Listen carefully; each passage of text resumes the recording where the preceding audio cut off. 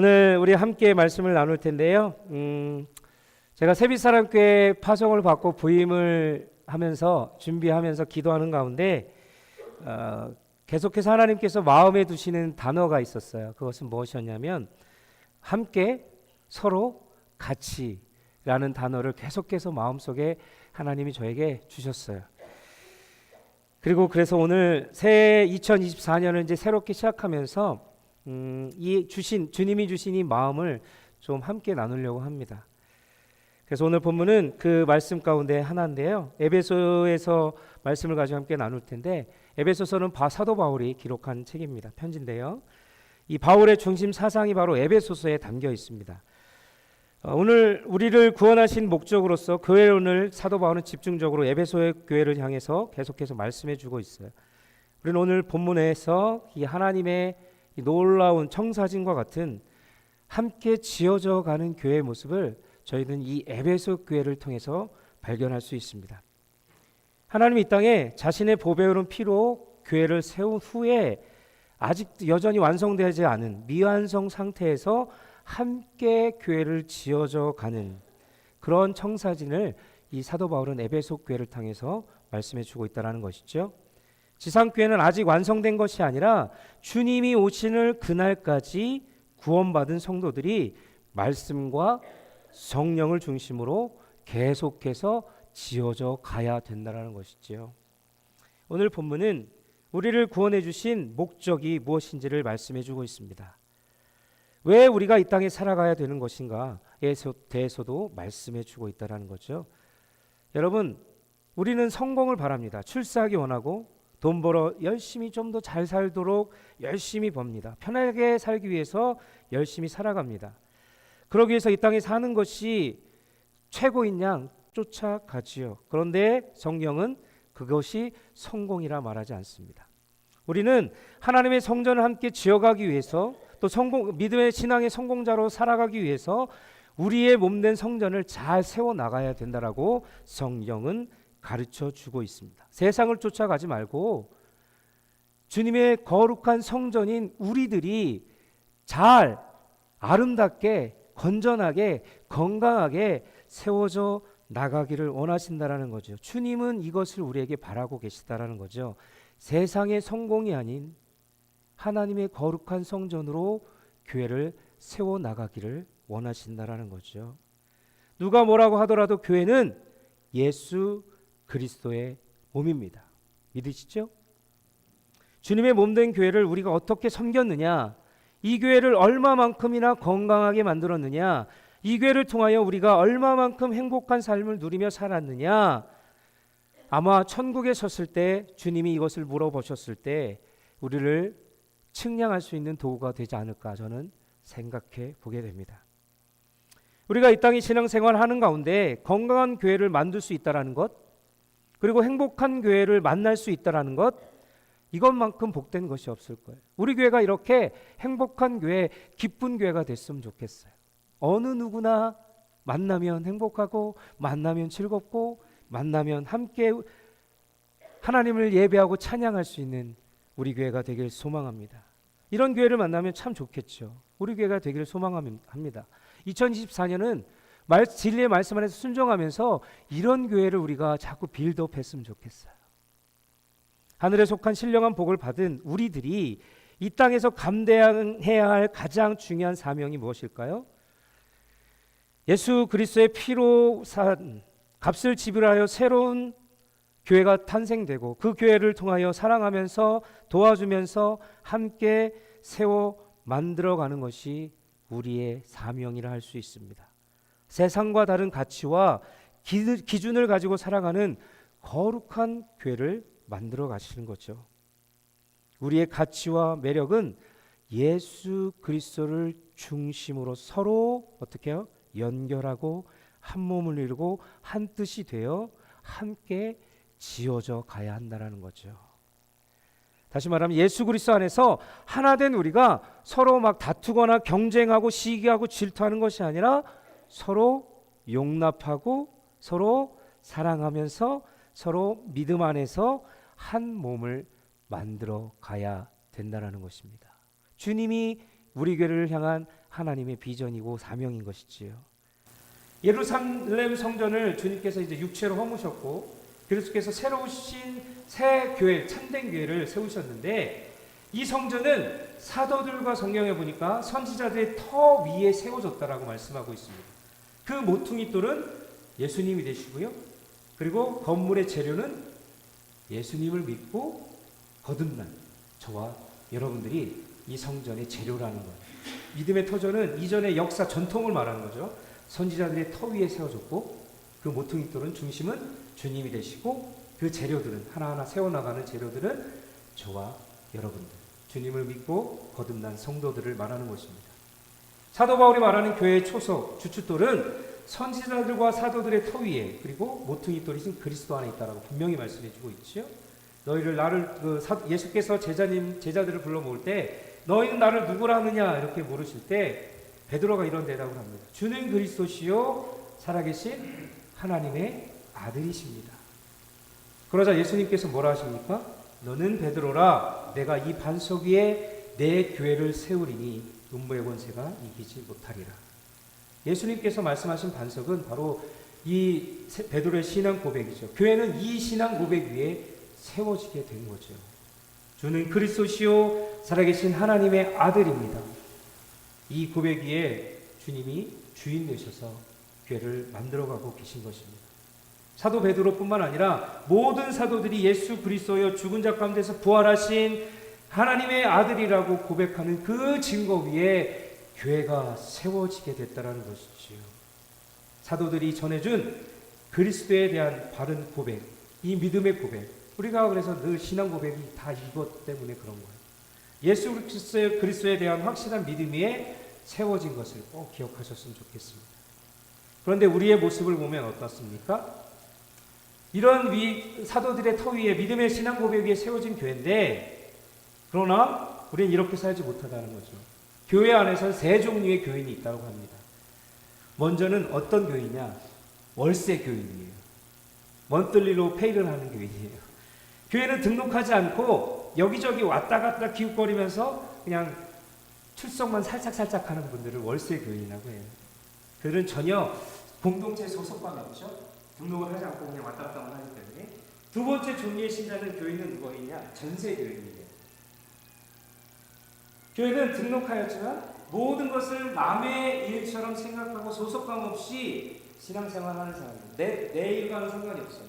그냥 먼 산 보듯이 바라보면서 아무것도 하지 않는, 교회를 위한 십자가를 짊어지려고 하지 않고 얌체같이 자신의 유익만을 추구한다는 거죠. 이것이 바로 전세 교인이라는 거예요.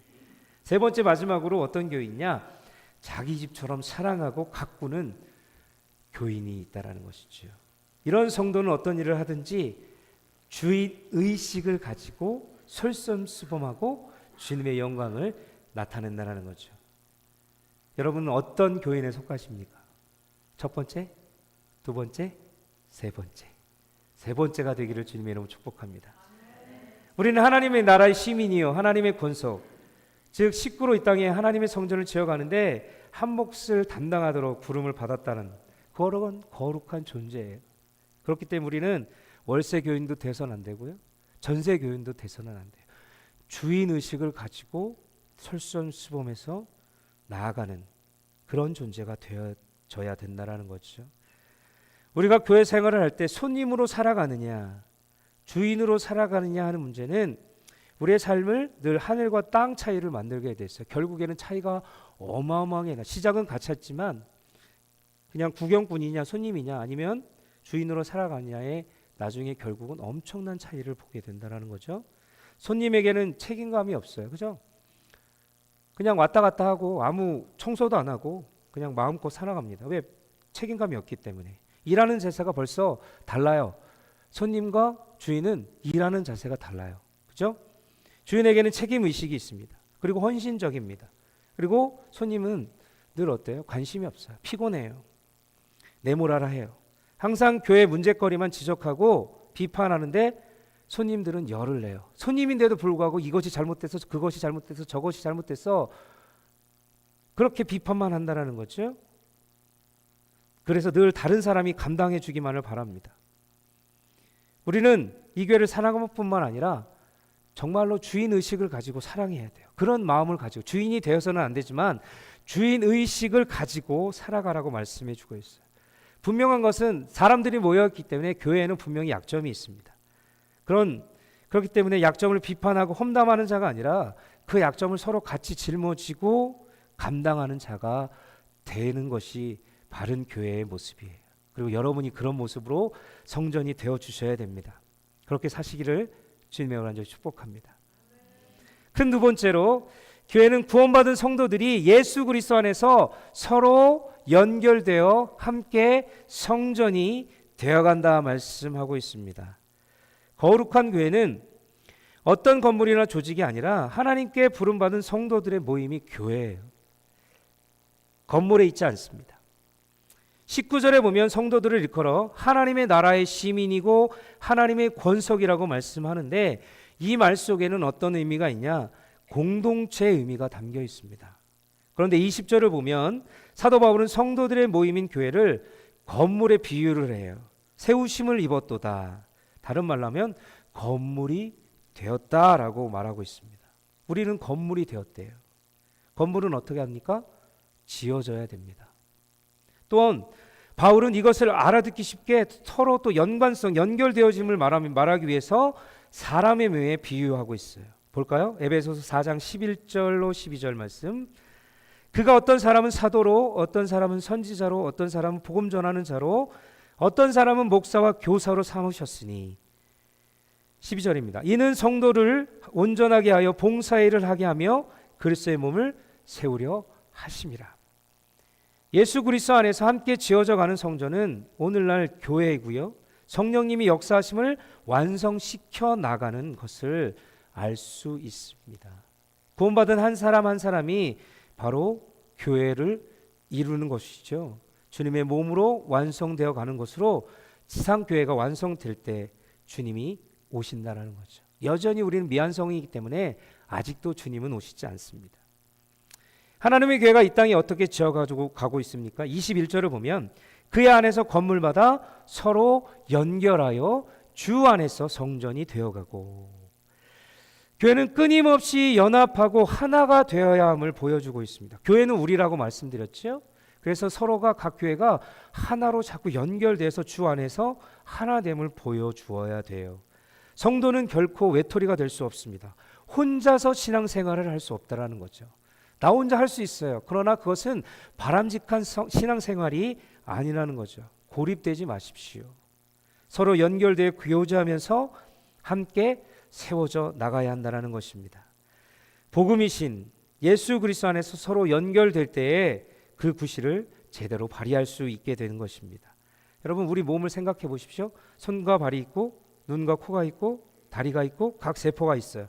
이 모든 것들이 어떻게 돼요? 조화롭게 연결되어져 있어요.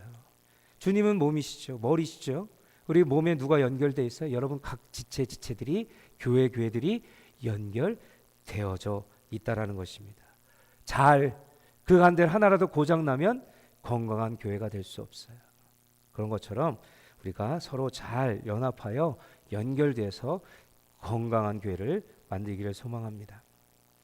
그런데 예수 그리스도와 연결되지 않은 분들이 있어요. 간혹 보면 그렇습니다. 내 욕심 따라 살아가는 분들, 교만함이 사로잡혀서 교회를 어떻게 해보려고 휘두르려고 하는 분들도 있어요.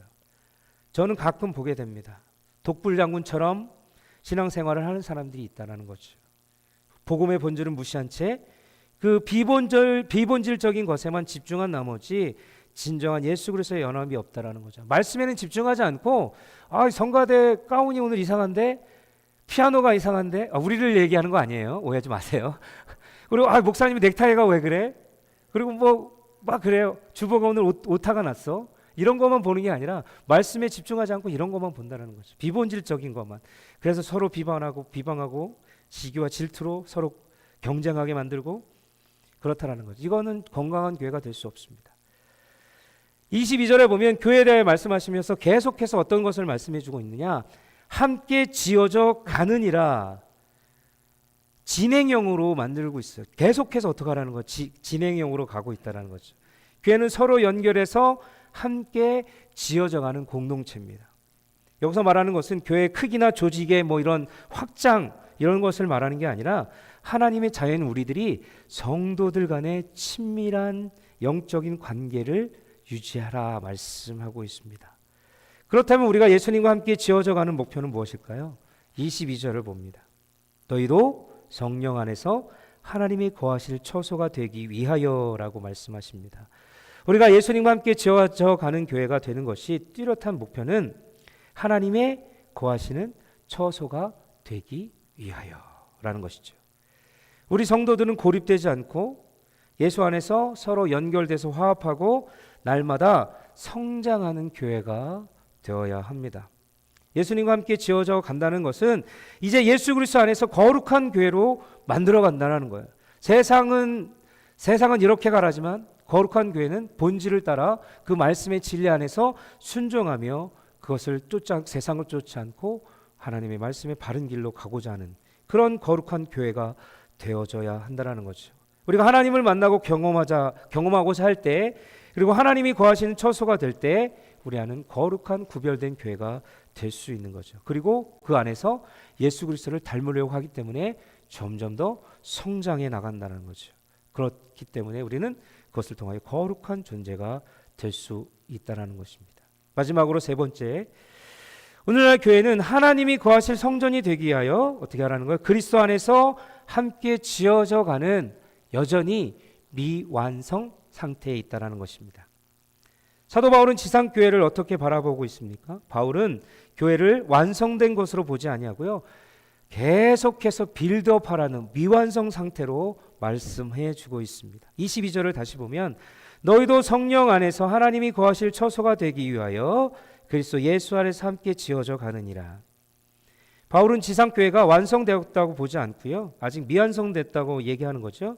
예수님과 함께 어떻게 하라는 거예요? 지어져 가도록 진행형으로 말씀해 주고 있습니다. 교회는 아직 완성된 존재가 아니라 계속해서 주님 오시는 그날까지 빌드업해 나가야 된다는 것입니다. 이 말에는 어떤 의미가 담겨 있을까요? 너희들이 부족함을 자책하지 말고 부족하고 연약한 현실을 인정하고 그대로 받아들이고 있는 모습 그대로 열심을 다해서 주님 닮아가라고 애를 쓰며 살아가라 라고 말씀해 주고 있다는 거죠. 지금은 부족합니다. 흠이 많지만 연약합니다. 그런데 예수 그리스도 안에서 함께 지어져 가면 꿈이 있고 소망이 있다는 것입니다. 하나의 벽돌이나 제목들이 자기 위치에서 자기 몫을 다해 줄 때 건강한 건물이 되듯이 우리도 교회 안에서 서로 각 지체가 되어서 하나하나 자기 위치에 최선을 다하셔서 아름다운 교회, 건강한 교회, 거룩한 교회를 만들라 말씀하십니다. 여러분, 교회는 거룩하고 완전한 천사들이 모이는 곳이 아니에요. 연약하고 부족한 죄인된 우리들이 모여 있는 곳이에요. 예수 그리스도 안에서 함께 하나님이 거하실 성전으로 만들어갈 때 이 모든 것을 뛰어넘어 아름다운 교회가 될 수 있다라고 말씀해 주고 있습니다. 지상교회는 하나님의 은혜를 붙잡고 조금씩 확 바뀌지 않아요. 그죠? 조금씩 성장해 나가는 것입니다. 우리의 인생도 그렇고요, 우리의 신앙도 그렇고 날마다 우리는 공사 중입니다. 우리 옆에 분을 바라볼까요? 지금은 공사 중입니다. 함께 인사할까요? 지금은 공사 중입니다. 그렇습니다. 저도 공사 중이에요. 여전히 공사 중이에요. 주님 오실 그날까지 아마 죽을 때까지 공사 중일 거예요. 왜 그럴까요? 인간이기 때문에. 그렇기 때문에 자꾸 우리를 공사 중을 자꾸 또 꼬매고 붙이고 또 맺고 해야 돼요. 그렇기 때문에 서로 공사 중이기 때문에 실수할 수 있어요. 부족할 수 있어요. 불편한 점도 많아요.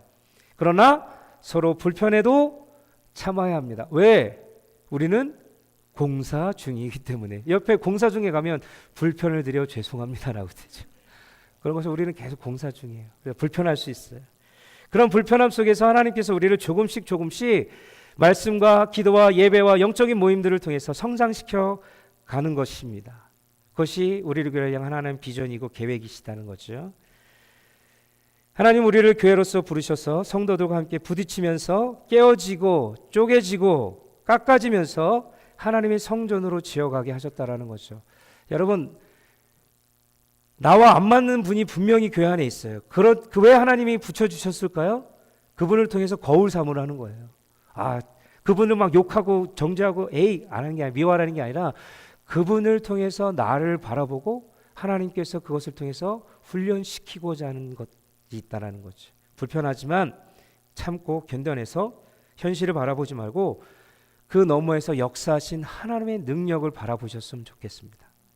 이 땅에서 완성이 아니라는 것, 그리고 우리는 여전히 공사 중이라는 것, 이것을 꼭 기억하시고 서로를 함께 바라보셨으면 좋겠어요. 그 안에서 예수 그리스도가 그 안에 있을 때 그것을 통해서 하나하나 배려하고 나누고 섬길 때 멋진 작품이 완성되어져 갈 것입니다. 그리고 우리가 거룩한 교회를 만들기 위해서 우리는 어떻게 될까요? 저는 3가지 단어로 말씀드리려고 합니다. 첫 번째는 모퉁이 돌이신 예수 그리스도 안에서라는 단어입니다. 예수 그리스도가 중심이 되지 않으면 그것은 거룩한 교회가 될 수 없어요. 예수 그리스도가 빠진 교회는 그것은 교회가 아니에요. 그냥 세상 모임이고 단체예요. 예수 그리스도 안에 있을 때 그 성전은 정말 잘 지어져 갈 자격 조건이 이미 이제 되어지는 거예요. 기초돌이 된 거예요. 그 안에 이제 우리가 하나하나 성장해 가면서 아름다운 건물을 완벽하게 만들어 가는 것입니다. 그리고 함께 고통받고 울고 함께 기도하고 함께 나누고 분담하는 그런 성숙한 교회가 될 때 아름다운 건축이 되어진다는 거죠. 두 번째는 함께라는 것입니다. 교회 문제를 목사 혼자만 끙끙거리며 고민할 게 아니에요. 그것은 바람직한 교회가 아니에요. 목사가 혼자 다 휘두르려고 하는 그런 교회는 바람직한 교회가 아니에요. 또한 소수의 몇 사람을 위해서 그 사람들의 정해서 그 분들을 통해서 교회가 결정되는 것도 아니에요. 교회는 머리 대신 그리스도의 십자가 죽음과 부활을 통해서 서로 연결된 저와 여러분들 지체들이 그리스도의 몸이기 때문에 함께 아파하고 때론 함께 즐거워하고 때론 함께 고통하고 때론 함께 웃고 그렇게 나누면서 할 때 정말 진정한 교회가 지어질 수 있다는 거죠. 세 번째로 분명한 목표를 세우고 우리는 거룩한 교회로 지어져 가는 지체임을 기억하셔야 됩니다. 이 세상에 그 어떤 교회도 완벽한 교회는 없습니다. 완전한 교회도 없습니다. 제 아무리 좋아 보이고 훌륭해 보이는 교회도 그 안을 자세히 들여다보면 나름의 상처가 있고 아픔이 있고 슬픔이 있습니다. 그래서 어떤 분은 이렇게 말합니다. 교회는 성직자들의 전시장이 아니다. 교회는 죄인들의 모인 광야 학교다라고 말하고 있습니다. 문제투성이의 죄인들이 함께 모여 조금이라도 더 말씀대로 살아보려고 애를 쓰면서 몸부림치면서 그것을 벗어서 하나님 주님 닮은 모습으로 살아가려고 무단히 애를 쓰는 그런 모습이 있어야 된다는 거죠. 우리는 왜? 공사 중인 사람들이기 때문에. 그래서 서로 지속적으로 성장하려고 서로 격려하고 나누고 돌보고 이런 교회가 공동체가 아름다운 교회 공동체가 될 수 있다는 거죠. 우리는 모두 그리스도의 장성한 주님을 닮아가는 그 분량까지 성장하는 것을 목표로 삼고 함께 기도하며 마음을 같이 해서 몸부림쳐야 돼요. 그럴 때 아름다운 교회, 주님이 원하시는 교회, 그런 교회를 만들어 가셨으면 좋겠습니다. 오늘날 우리 교회가 추구해야 될 것은 바로 건강한 교회, 거룩한 교회입니다. 이는 예수 그리스도 안에서 서로 합력해서 함께 하나님이 기뻐하시는 교회, 하나님의 목적을 이루는 교회를 세워 나가야 된다는 거죠. 그러기 위해서는 서로 사랑하고 주 안에서 서로 사랑하고 섬겨주고 상대방의 약점, 부족한 부분을 어떻게 메꿔줄 수 있는 상호 보완적인 그리고 용납해주는 그런 성도님들이 되시기를 주님의 이름으로 부탁드립니다. 말씀을 마치겠습니다. 여러분은 교회의 손님이십니까? 아니면 주인이십니까? 주인공이십니까? 손님으로 살면 안 돼요. 우리 모두 성도들은 아름다운 보석일 뿐만 아니라 하나님께서 우리를 분명히 너희는 보배롭고 존귀한 보석과 같은 그런 나의 사랑하는 자녀라 말씀하시잖아요. 그뿐만 아니라 한 사람 한 사람이 우리 교회의 주인공이 되어져야 된다는 거죠. 한 번 더 바라보겠습니다. 옆에 분을 좀 미운 분들 계실 수도 있지만 바라보면서 나는 하나님 나라의 주인공입니다. 함께 고백할까요? 서먹서먹한 분이 있으면 그냥 하늘을 보고 주님을 보고 그렇습니다. 우리는 주인공이에요. 하늘나라의 주인공이에요. 이 세빛사랑교회의 주인공이에요. 손님이 아니라는 거죠. 관광객이 아니라는 것입니다. 다른 사람이 다 지어놓은 교회에 무임승차하려면 절대 안 돼요. 부족하지만 나의 땀과 눈물, 나의 재능, 시간 더 나아가 물질까지도 우리가 바쳐서 하나님께 드리고 그 아름다운 성전을 만들어갈 수 있는 믿음이 있어야 돼요. 그럴 때 아름다운 공동체, 건강한 교회, 행복한 빛이 나는 교회가 될 것입니다. 우리는 교회 구경꾼이 되면 안 돼요. 우리가 정말 우리 세빛사랑교회가 건강한 교회가 되고 행복한 교회가 되기 위해서는 우리의 헌신이, 우리의 눈물, 우리의 기도, 이것이 필요합니다. 그렇게 올 2024년을 저와 함께 또 주님과 함께 하나가 되어서 하나님의 나라를 세워가시기를 주님의 이름으로 간절히 부탁드리겠습니다.